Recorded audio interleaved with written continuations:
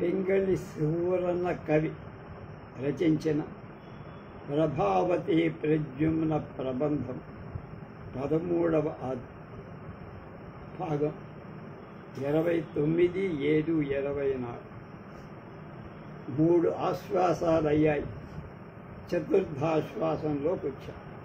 శ్రీరుచితరుండు విమలాచార దురంధరుండు సుకవి సముదయ గోష్ఠీ సారస్యపరు పింగళి సూరన అమరావరాజ్యవర్యుడు సురగురుడు భక్తి తండ్రి గారు అమరాచార్యుడు. ఆయనకి నమస్కారం. ఆరామవతి అయిన కుమారోత్తముడు నన్ను చూసి, ఓ చిలుకల కులభూషణంబ, నాకు నీ వలన అయ్యడు ప్రయోజనంబు విను. మా వజ్రపురంబున వినుమ. వజ్రపురంబున శుచిముఖియను రాజహంసి కలదు. దాని సరసి ఒక్క లేఖ అందింపవలయునని నేను అతని దైన్యాతి భారంబు భావించి కారుణ్య పరవశత్వంబు నొందిన దాననై తక్కిన యోగాములు లెక్క చేయ ఈ కమ్మ హంసికి ఇచ్చి తింటిని అంతియ కదా అని కొంచెం పోయిన ఎంత తప్పు వాటిల్లడు అను తలంపున ఇయ్యకొని అయ్యాక పతత్తరంబులోన దీనంబుగా కట్టించుకొని వచ్చి ఇప్పుడ పువ్వు తోటలోని వల్ల కూల సలహంసకుల కళాకులంబులగుట అత్కన్యకా పరిచయంబుగా మొన్న నిన్ను పరికించి కనుక ఆ ప్రద్యుమ్నుడు ఎవరు పక్షుల్ని మందరిని అడుగుతున్నాడు, మీరెవరైనా వజ్రపురికి వెళ్ళేవాడు ఉన్నారా, నాకు సహాయం ఉన్నారా, నా మాట వినండి. అప్పుడు నేను ఆయన మాటలు విని ఆయనకి ఏం కావాలి అని దగ్గరకు వెళ్తే ఆయన అక్కడ వజ్రపుర సరస్సులో ప్రభావతి మందిరం దగ్గర ఉండేటువంటి సరస్సులో శుచిముఖి అనే హంస దాని భర్త ఉంటూ ఉంటారు.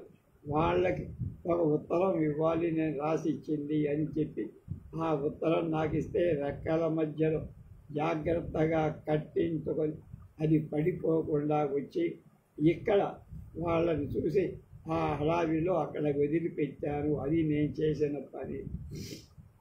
ఇతడ శుచిముఖియను హంస ఈ గడనొక కొంత దొరకునయంతు అక్కుయమునందు ఉయ్య నిలిచి అంతని ఉగిరి దగులు కొంటిలో నైతిని పాట్లకు మరాడి కనుక ఆ కన్య దగ్గరకి అగపడినంత ఎలా కనపడుతుందా అని ఇక్కడ శుచిముఖి జాడ కొంత తెలుస్తుందేమో అని ఈ చెట్టు మీద వాలి ఊరిలో దగులుకొని ఈ బాధల్లో పడ్డా అని చెప్పడం తన కార్యమ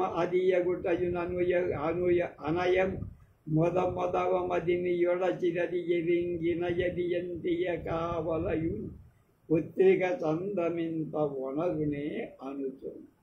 అప్పుడు చిలక ఇలా చెప్పగా విని హంసి ఆ పని తనదే అవటానికి ఎంతో సంతోషం చెంది మనస్సులోనే ఆ ఆనందాన్ని అదుముకొని ఈ చిలుక జాబు ఇవ్వటం తేవటం మాత్రమే తెలుసు కాబట్టి ఉత్తరం సంగతి ఇంత అనుకూలంగా ఉంది కనుక కాగల కార్యం గంధర్వులే తీర్చినట్టు కార్య సాకుల్యానికి వలరుగా కావున ఇంకా ఈ పత్రికా ప్రసంగము నిస్సారంభుగా పోనాలి.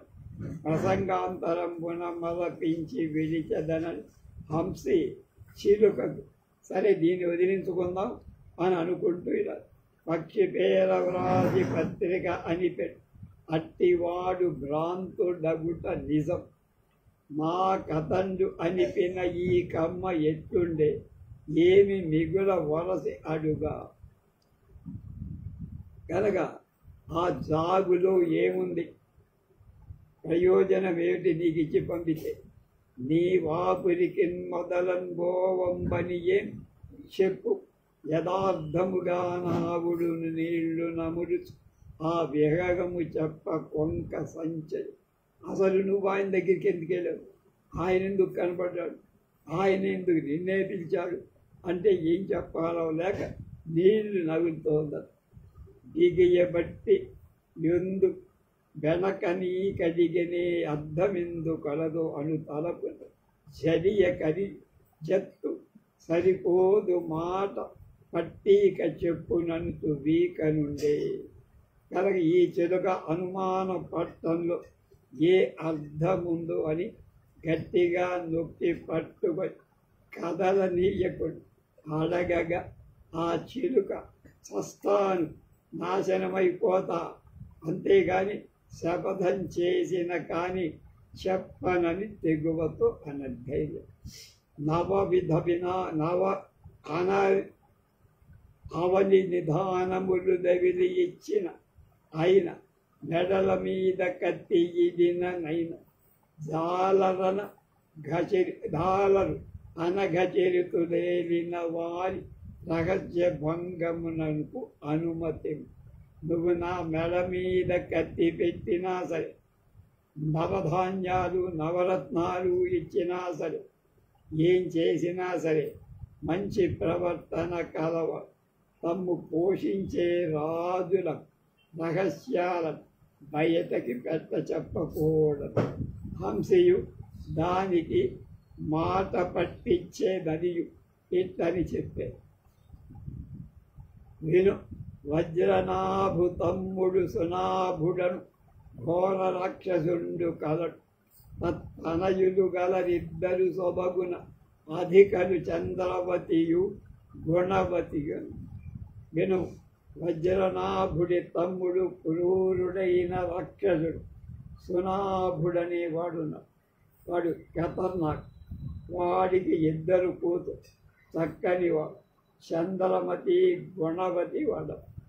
అతనొకనాడు నారదు విహారవశంబున ఆత్మవత్సభ గతుడగు వాణి సద్వినయ గౌరవ పూజలదని సౌవిధవ్రతులగుచ్చి లోపలికి పంచె దేవుడు కుమారిక వితయము మృక్కి రాతని దీవనలందుటకై వినీతితో. ఒకనాడు విహారార్థం తన సభకు వచ్చిన నారదుడు ఆ సునాభుడు వినయంగా నారదుడికి ఆ సునాభుడు వినయంగా గౌరవం చూపించి పూజించి అంతఃపురంలో తీసుకొని వెళ్ళి తర్వాత రాణులను చంద్రవతి గుణవతులను దీవనను పొందాలనుకొని ఆయనకి మొక్కారు.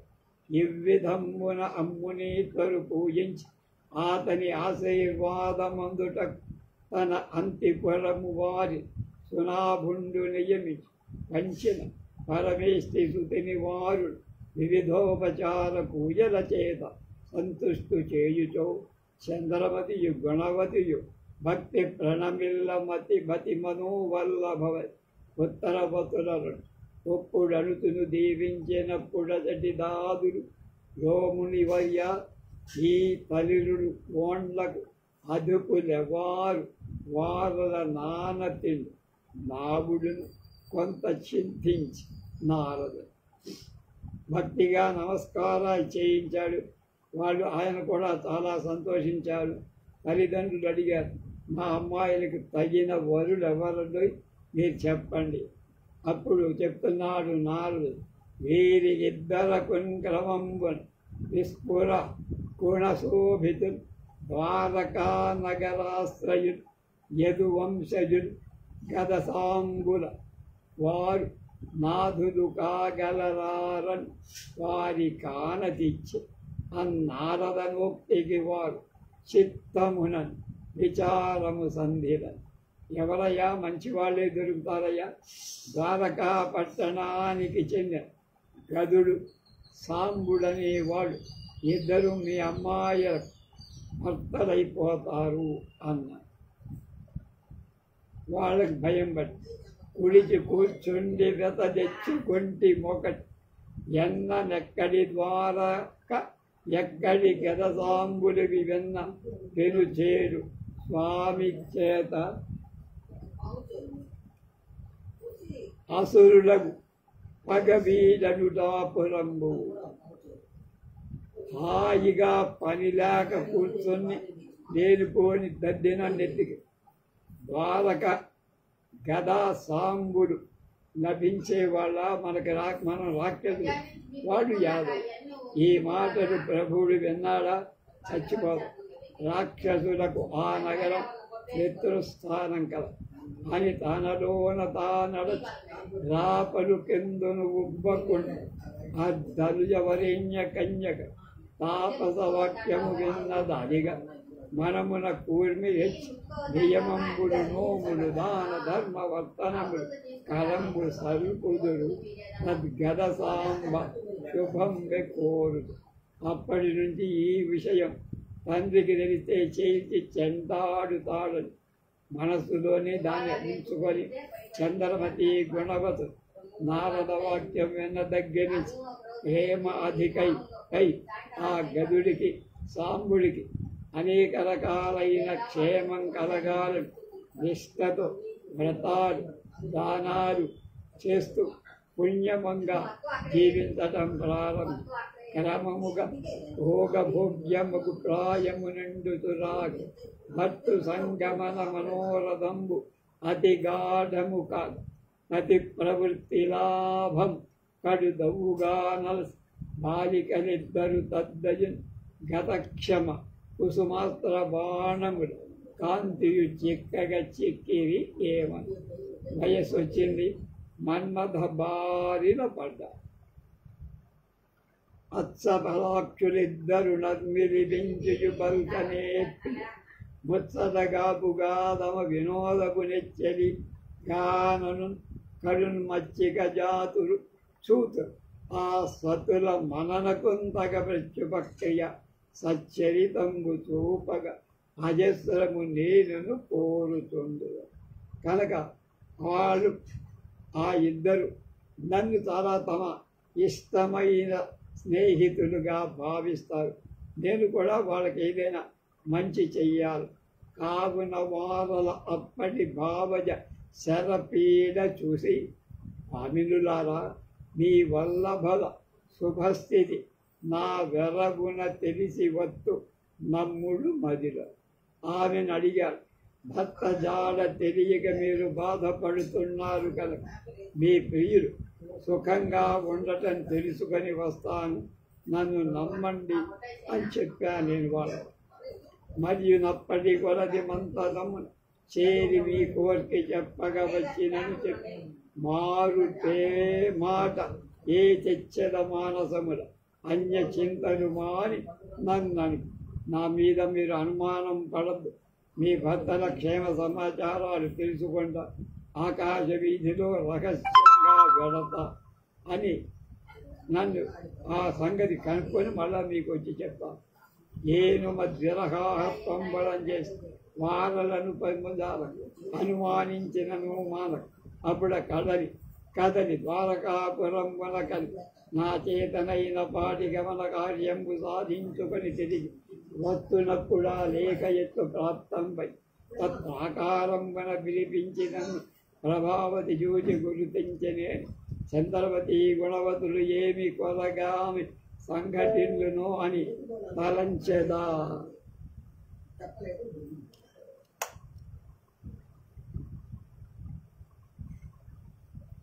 కవ్వనిదలకు మత్పునర్దర్శనంబులకై మితి పెట్టిన దినంబు ఇవాళ నేల కావున ఎంతవంతం వరలుతున్నవారు వారికి పొడసూపవలని ఇన్ననిపి అనుగ్రహం.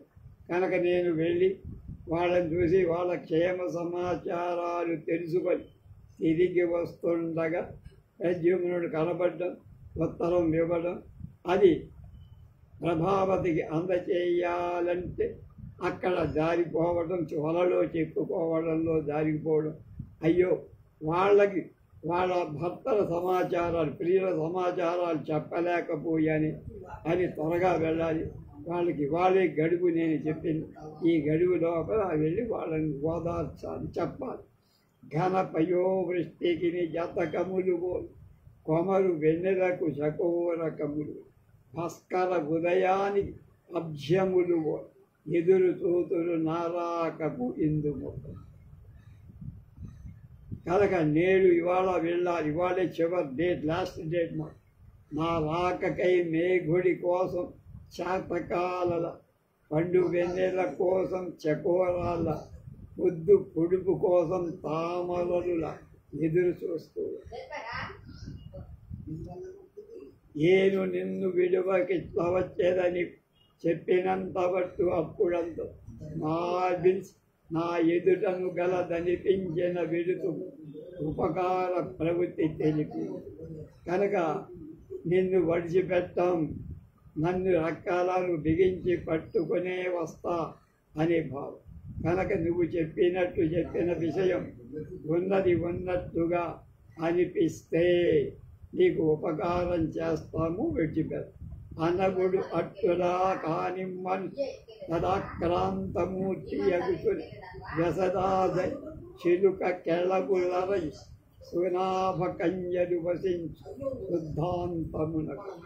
హంసి అలా పలకగా ఆ చిలుక ఆ హంస రెక్కల నడుమ నిర్బంధంగా ఉన్నదై ఇటు అటు ఎవరు లేరు కదా అని చూస్తూ చంద్రవతి గుణవతులు ఉండే మేడ మీదకి వాలింది. ఒక సౌధము వితంకమ పల్లిక మాటున వ్రాలి లాతిలేమల తటనేది వలయకుండ నారస్ అకలంక స్వరత విరిచిన కన్యలని. చిలుక ఆ కన్య మేడ చూపింప శుచిముఖి దాని అలాగే తన రెక్కల సందున బిగియపట్టి ఆ మేడ విటంకంలో రాలగా ఆ చిలుక దాని నిర్బంధంలో చిక్కి భయంకంపాలు పొందినట్లుగా పూర్వం వారిని ఎలా పిలిచేదో అలాంటి కంఠస్వరంతో చంద్రవతి గుణవతులను పిలిచింది. పిడుతడ యువారలిది మన చిలుక ఎరుంగని వల్లసిల్లిది అప్పుడు వీనుల మూడు కప్పులకు సరుపరు ఊరే విరాడి అలత పడినది. వాళ్ళు చాలా సంతోషించారు, మన చిలకేనే వచ్చిందని. అట్టు సంతసిల్లి అతి సంభ్రమంబు అరుగుదెంచి హంసికావృతయ చిలుక తెరంగు చూచి వెల అద్భయ నివృత్తిగాగ బలికే చిలుక. కనుక చూసి ఆ చిలుక హంసల రెక్కల్లో ఇరుక్కోవటం చూసి భయపడి నిన్ను పంపిన వారికి నీకును హితమి వనత్ ప్రాతికూల్యం ఒక పస్తున చేయను అను. ఇది నాకు నిజము చేసినది మీరు కొంకకుడు మదిన్. కనుక భయపడకండి, నిన్ను పంపిన వాళ్ళకి నీకు మేలే చేస్తా, కానీ ఎన్నడూ విరుద్ధంగా చేయను.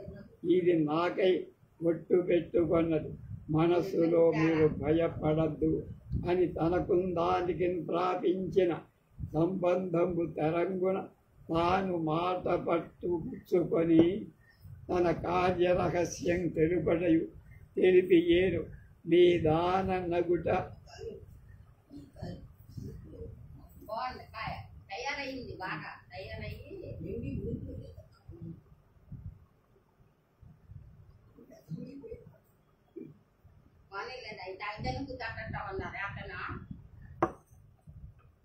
అపకారం బిక్కించి విడుతయు వచ్చినదని చెప్పి తత్ప్రార్థనావశీకృత హృదయ హంసి చేత విలువంబడి ఏను పోయిన కార్యంబు వివరించెదనని వారుల వేరువేర పేరు గుర్చి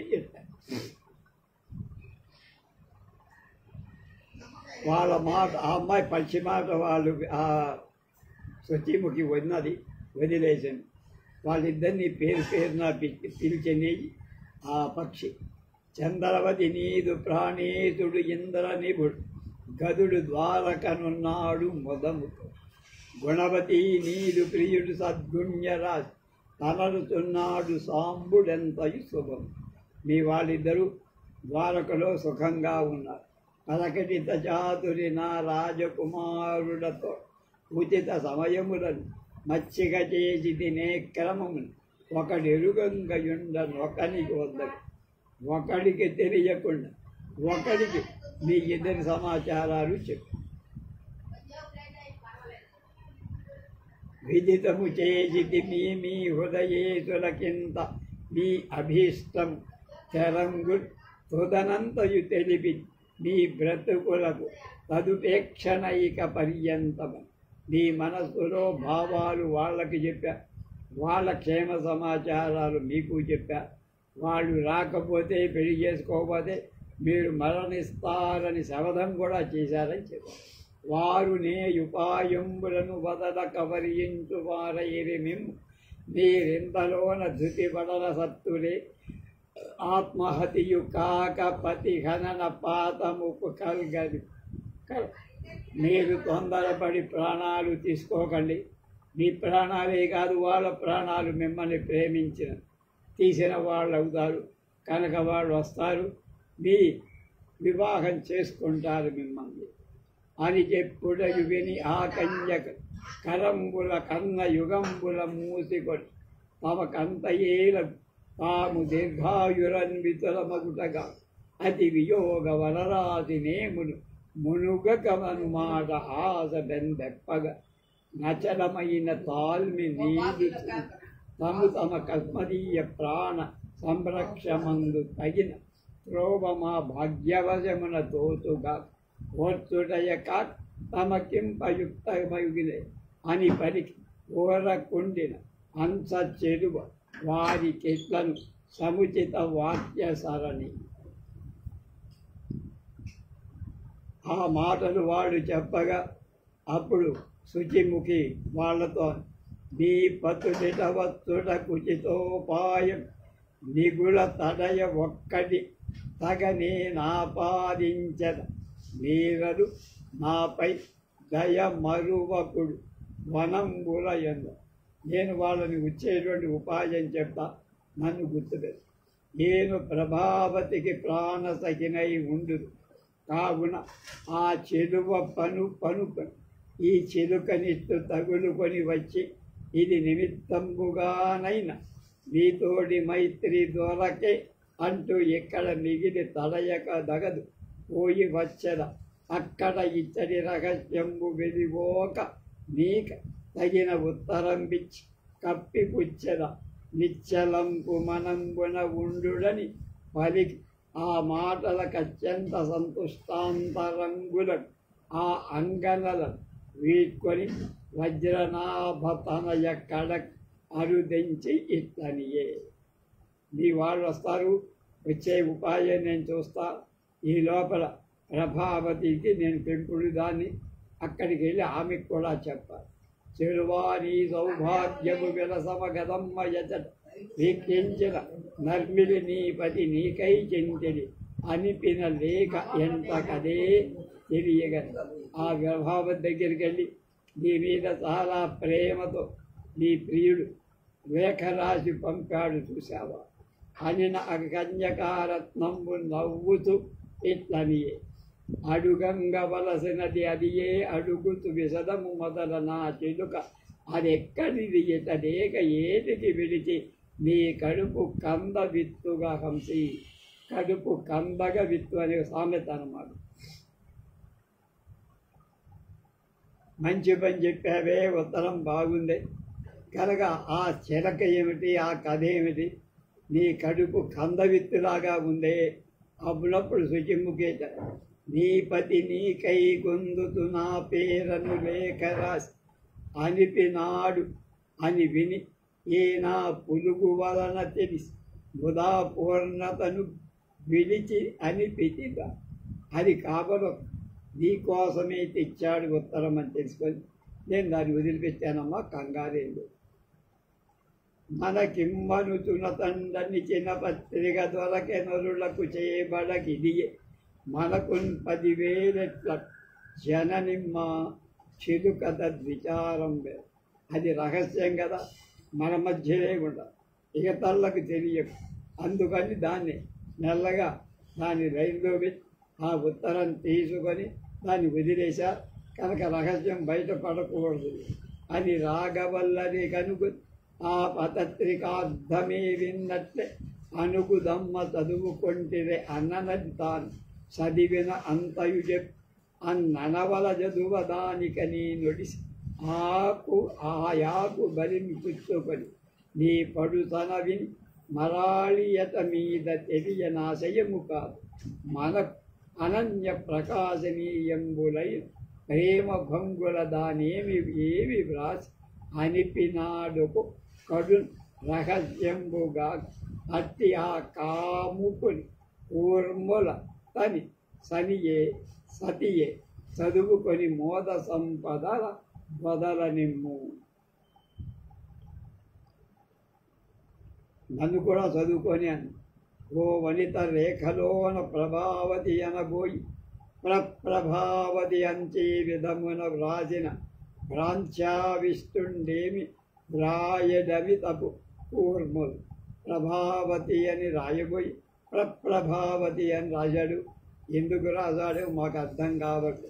వెరగయ్యడు నేనపుడీ తరుణి గుణంబులును దింప తాను విరక్తి స్థిరుడట్లు తండ్రి తోడిన తోడ విరహార్తుడనై అనుట వివరింప చెలియా నేను ఈ ప్రభావతి గుణాలు వర్ణిస్తుండగా ప్రేమ లేకపోవటం చెలింప మనసు కలవాడిగా ఉండి వెంటనే ఎడబాటు వలన పీడపొంది రాయటం చేత నాకే ఆశ్చర్యంగా ఉందమ్మాయిలు అని రాయపు వాడట సదుత శ్రీయుక్తి ధరత్తు బిత్తరి వెనుటంట ఆహా ఆతని ఆత్మ అనుమో రాయో ఇనుమో రాయో పులిశంబో ఎరి దొరంగక ఉండను వాడి హృదయం రాయా రక్తబండ లేకపోతే ఇనుమా లేకపోతే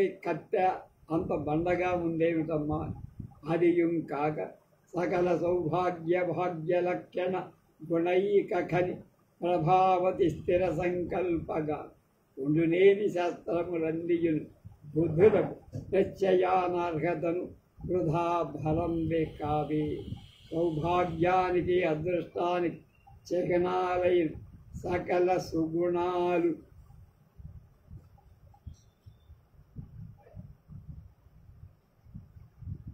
కల ఈ ప్రభావతి తాను సంకల్పించింది సిద్ధింపకుండటమే కలిగితే సకల శాస్త్రాలు నమ్మదగినవి కనుక పండితులకు వ్యర్థమైన పరువుగా అంటే తప్పక జరుగు అనిన ప్రభావతి దానికి ఇదేమి కొంటి నాకెక్కడ సిద్ధ సంకల్ప గుమ్మడికాయలోన ఆవగింజయు బోధు హంసి నా చింతాభరంబులో లేశమాత్రము ఉడుగుట కలదు. ఈ వేళకు తలపోసి చూచిన తాదృశాశ్చర్య సౌందర్య కోమలాంగుడు ఆ విభుడు నాకై ఎంత అలసెనో ఎంత కుండెనో అను నిట్టి గతయు ఒకటి తొంటి కంటే విశేష మొదవి నేటి దీని తరింపనికని తెరువు చెప్పు. అసురపతి వల్లడాతని అల్లుదనం పురమితని ఆజ్ఞలేనెట్టు తలప నా మీద ప్రేమతో అతడు విరహ వేదన భరిస్తూ ఇక్కడికి రాగలడా? మా నాన్న రాక్షసుడు, ఆయన యాదవుడు. మా నాన్న యాదవ వరుణ్ణి ఒప్పుకుంటాడా? ఆయన ఆజ్ఞ లేకపోతే ఏ పని జరగదు కదా అనుకుంటా.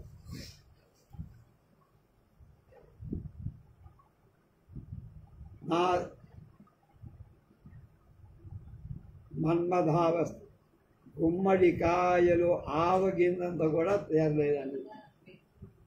అనుటయు శుచిముఖి ప్రభావతి కిట్లం ఓ పువ్వుకోడి నీ పలికన అంతయు తప్ప నీ విభుని రాక నాక విరోధి అనుమతి సాధించుటకు ఉపాయం ఒక్కటి కల దాని నేన ఎరుంగు నీకు అనువైన సమయమున నన్ను సరస కథా ప్రవీణ అనియు సకల విద్యాధురీన అనియు ప్రభువులను ఉసుపుచ్చి మెచ్చింపనేర్చుననియు నిచ్చకు వచ్చినట్టుగా భవజ్జనకుంచెట్టి సమ్ముఖమున రప్పించుకున్నట్టుగా చెయ్యి.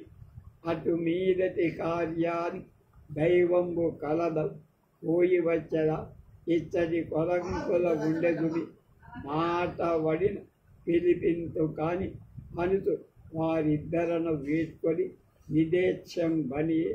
నిదేచ్ఛం జనియే ప్రభావతియు సఖీ జనయితై గృహంబున కరిగే అంత అక్కాంత ఒక్క సమయం. అమ్మా ఏం లేదు, ప్రద్యుమ్నుడు రావటానికి ఒక ఉపాయం. నువ్వేం చేస్తావు, మీ నాన్నకు నేను అంటే శుచిముఖి మంచి స్నేహితురాలని, దానికి చాలా వివరాలు తెలుసని, దానికి చాలా మాయోపాయాలు తెలుసని మీ నాన్నకి నమ్మ పలికించి ఎలా అయినా మీ నాన్న నన్ను చూసేట్లుగా కబురు వచ్చేట్టు చేస్తే మిగతా పనులన్నీ కూడా అయిపోతాయి అని చెప్పి వెళ్ళిపోయాడు.